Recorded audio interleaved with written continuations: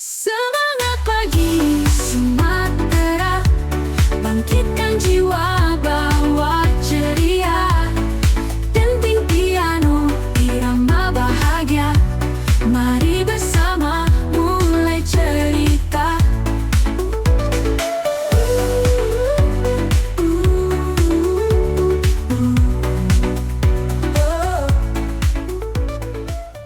Semangat pagi Sumatera. Di sini tempatnya cerita, ilmu, dan semangat baru.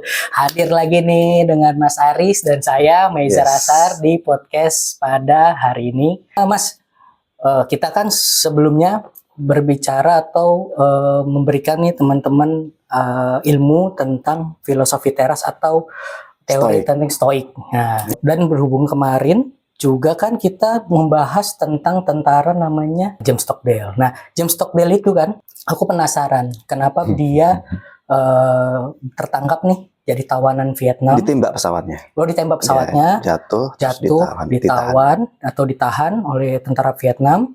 Nah, disekapkan ya di Ya. suatu tempat, tapi dia masih bertahan nih sampai dia diselamatkan dan mentalnya nggak berubah, tetap sehat. Gimana tuh Mas?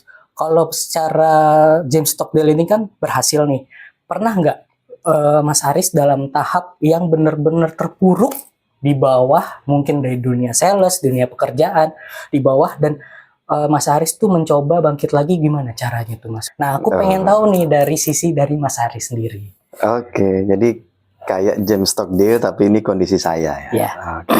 Kalau ditanya pernah atau tidak, pasti pernah. Jadi saya kan di sales itu sekitar 17 tahun lah ya. 17 tahun di sales. Sebelumnya di IT, di technical. Di sales ini banyak kejadian yang memang kadang tidak sesuai harapan. Pasti lah ya. Jadi contoh misalkan saya dapat KPI target sekian, baru achieve sekian persen, kan gitu kan yang ditanyakan kan ya. Apakah saya bisa bertahan dengan tekanan seperti itu? Memang berat, pasti itu. Pada saat saya melakukan pekerjaan, terus bikin event, terus apapun ternyata tidak sesuai harapan kan gitu ya. Pasti saya kecewa, pasti ada marah, pastilah itu emosional gitu. Dan emosional ini kan muncul terkadang di luar kesadaran kita. Cuman kita bisa ngontrol atau tidak. Nah, terus kalau pertanyaannya gimana saya bisa bertahan sejauh ini di Indosat? Kemarin saya bilang membedakan antara locus of control. Jadi dikotomi kendali ini kan ada internal dan eksternal. Jadi locus of control itu.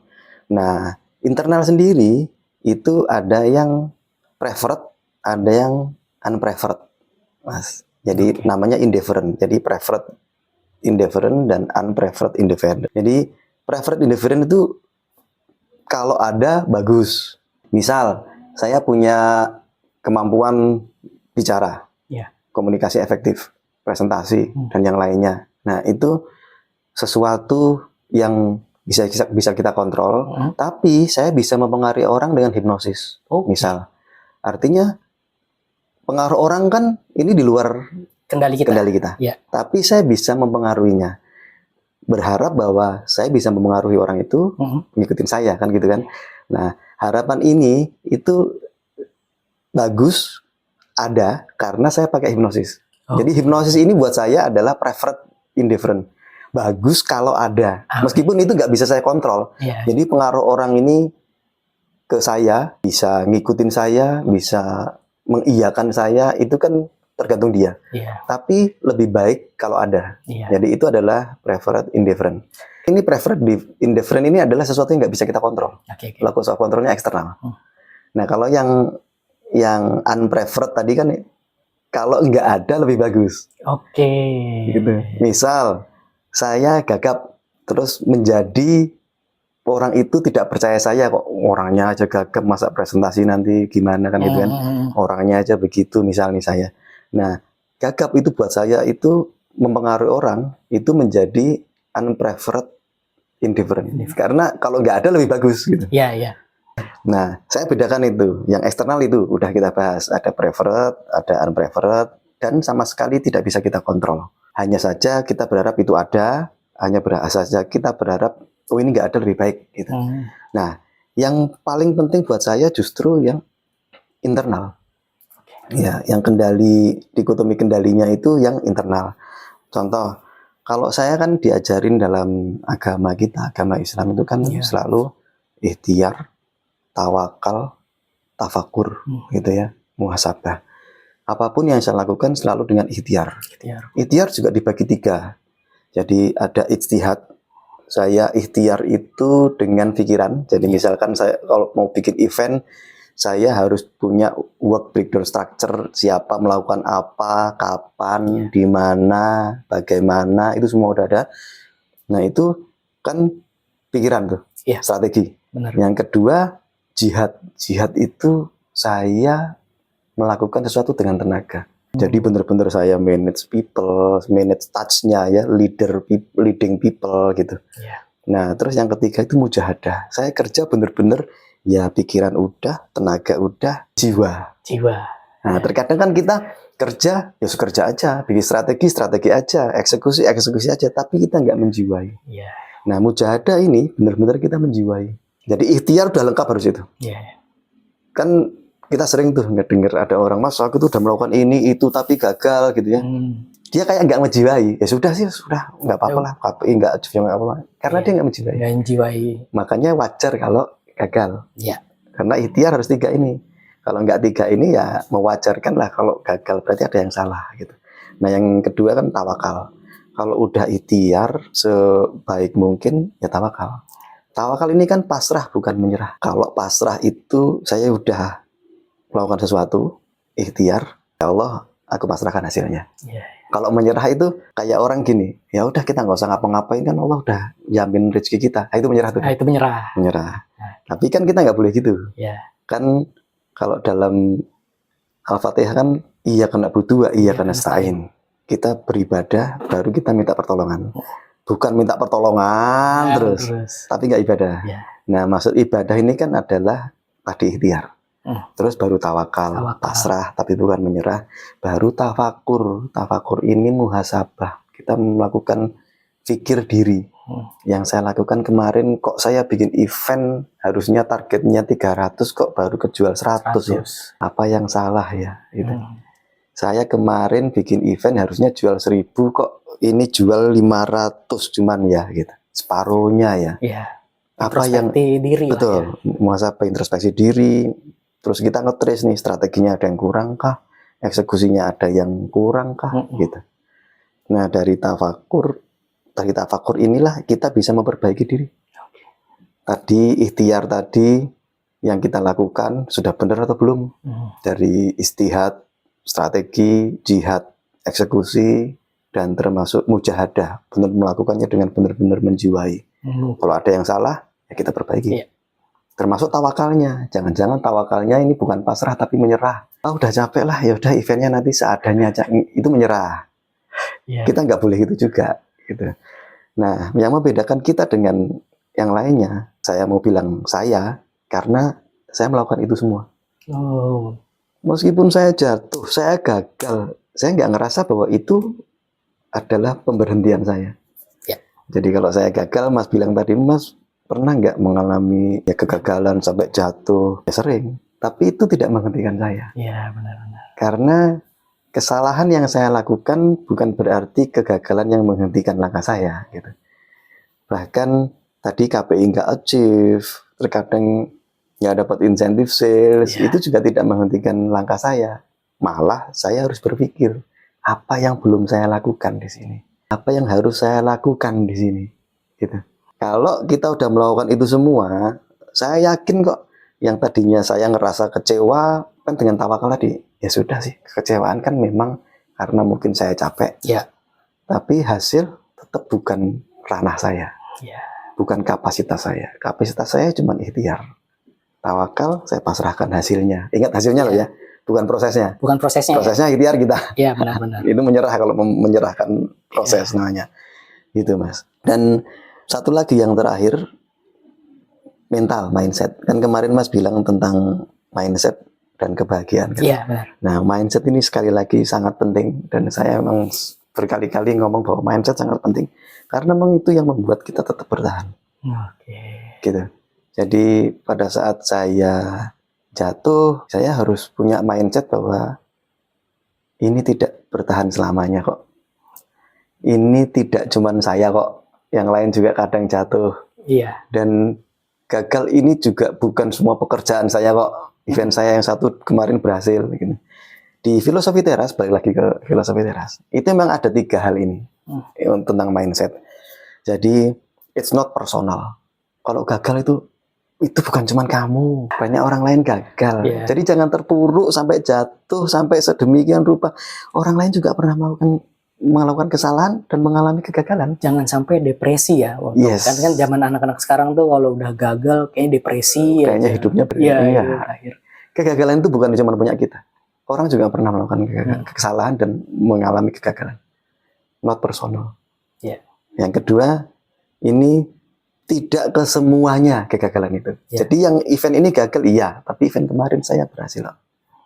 Jangan terus, waduh hidup saya kok begini ya. Padahal cuma satu kegagalan. Iya, benar. Kemarin kita sukses kok.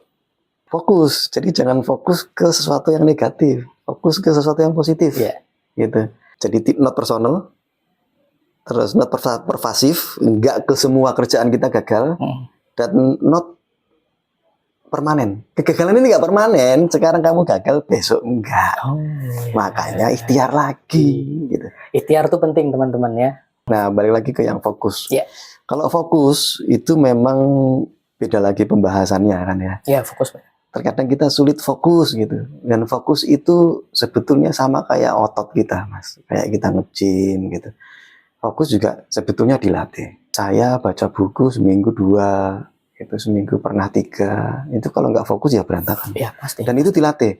Bukan berarti terus saya langsung baca buku 1 minggu 2, 3. Enggak. Tadinya juga sebulan 1. Udah fokus, bagus, bulan 2. Terus aja gitu, seminggu 1, seminggu 2. Dan itu harus dilatih memang. Nah, ada juga yang ngebahas tentang kalau teman-teman bicara hormon ya, bisa bikin kita fokus, bisa bikin kita termotivasi. Itu ada hormon yang namanya dopamin. Ada buku bagus, judulnya Dopamine Nation. Itu yang nulis Anna Lemke namanya. Nah, ini kita bahas nanti ya. Iya. Tapi saya buka kisi-kisinya di sini. Ya. Ya, ini di situ kita belajar tentang bagaimana dopamin itu mengontrol tubuh kita. Oke. Termasuk yaitu tadi kita bisa fokus. Kenapa orang sekarang ya saya nggak ngomong generasinya, tapi banyak orang sekarang itu nggak fokus. Ah, itu benar sekali tuh. Karena handphone. Setuju aku. Pada saat Mas scroll handphone, tek gitu, itu Mas kena dopamin tuh masuk tuh. Mas nyari apa, suka apa di handphone misal. Sekarang kan handphone yang dibuka TikTok itu kan sesuai dengan apa yang kita inginkan, Iya, yang kita suka. Saya suka kucing, itu kucing semua yang keluar. Kucing semua pasti. Pada saat saya lihat kucing lucu, lucu banget, itu saya kena dopamin tuh. Karena dia sesuai algoritma kita ya. Iya, Kita betul. nyari apa. Betul, Mas. Nah, itu. Nah, begitu saya keluar nih hormon dopaminnya, itu kan ada toleransi namanya, Ya. 0 sampai 100%. Makan coklat itu 55% dopamin keluar. Baru tahu aku. Ternyata makan coklat 55%. Iya. Oh, oke. Have sex Ah. itu 100% keluar. Oh, dopamin ya. Jadi makanya kalau orang have sex itu dia tenang habis itu. Ya. Habis itu nyaman, tidur gitu. Tidur pulas gitu. Karena dopamin keluar. Nikotin, Nikotin. rokok berarti. Rokok. Itu 150%. Oh, 150. Ya. Lebih tinggi dari. Nah, nanti saya jelaskan. Oke.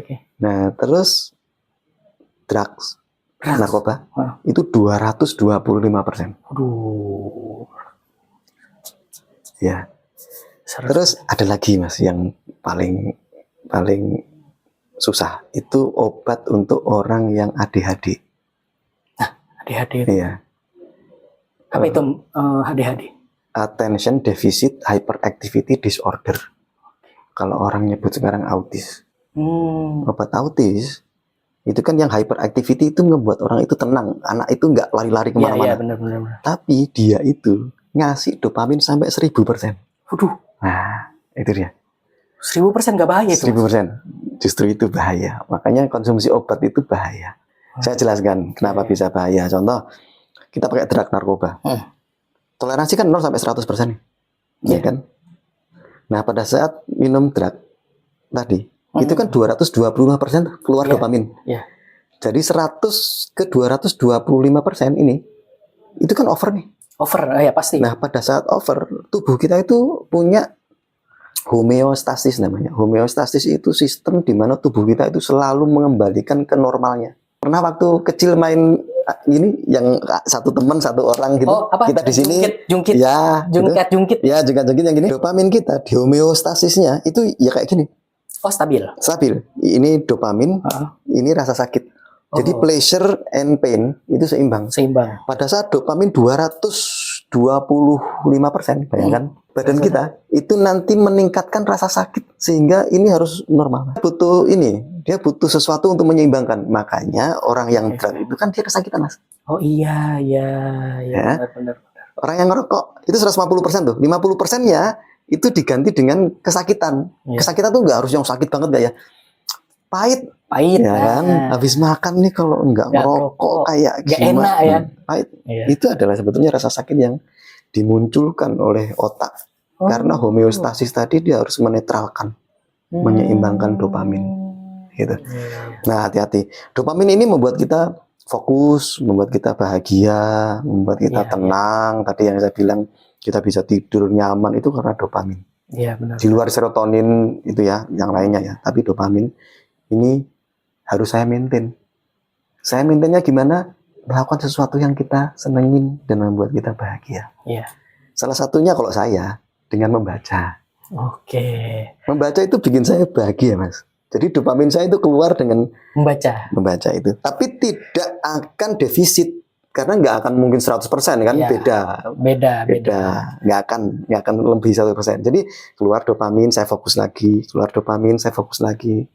Jadi pada saat tadi balik lagi, saya pas bikin event dan eventnya gagal misalnya, jatuh waktu itu, ya saya harus netralkan dulu dopamin karena pada saat saya jatuh, saya kecewa, saya marah, itu kan muncul rasa sakit nih. Jadi jungkat-jungkitnya tadi rasa sakitnya meningkat nih. Sehingga saya harus naikin dopamin saya supaya seimbang. Oh, oke. Biar dia seimbang. Nah, itu dengan saya baca, saya ngobrol sama orang, diam dan ketawa. Jadi sebetulnya seperti podcast yang sebelumnya ya, bahwa masalah kebahagiaan harus seimbang seperti yin dan yang. Yes. Iya. Nah, kebahagiaan itu kan teman-teman bisa dari manapun ya. Dari baca kayak Mas Aris, mungkin aku hobi bermain game mungkin dari game. Ya, main game nggak apa-apa, tapi kan nggak main game 3 hari. Enggak 3 hari, enggak. Artinya nggak seimbang. Iya, benar. Makanya tetap harus seimbang. Harus seimbang seperti yin dan yang. Tapi aku pengen tahu nih sebetulnya teman-teman pasti juga pengen tahu nih tips and trick bagaimana kita nih udah mulai baca nih. Kita udah mulai senang membaca. Nah, tapi kita tuh nggak bisa konsisten tuh, Mas. Nah, konsisten itu gimana nih tips and triknya? Nah, itu mungkin nanti akan kita bahas di podcast selanjutnya, Mas Ari. Jadi tips and trick bagaimana kita melakukan konsistensi nih. Seperti kayak misalkan kita membaca. Ya kalau ngomong zaman sekarang, semua informasi udah ada di internet ya. Beda dengan yang dulu ada di buku. Ya, di internet tapi bukan di otak kita. Nah, itu dia, teman-teman.